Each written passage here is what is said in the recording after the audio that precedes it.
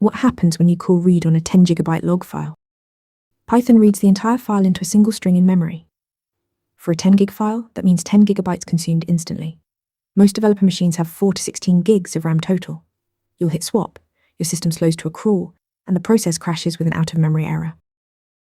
The solution is treating the file as a stream. Python's built-in file object is a lazy iterator.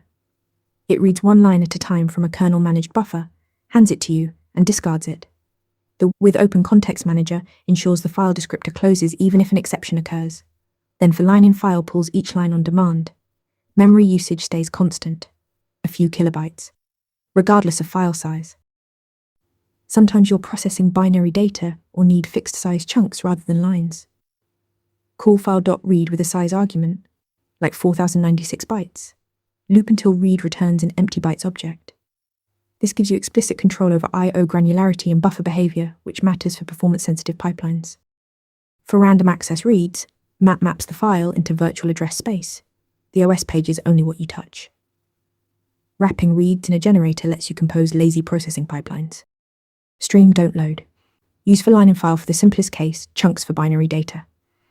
Follow for more Python interview prep. Want to get better at answering questions like this? With Interview Mentor, you practice real interview questions out loud. You get personalized feedback and a grade on every answer, and you can track your improvement over time.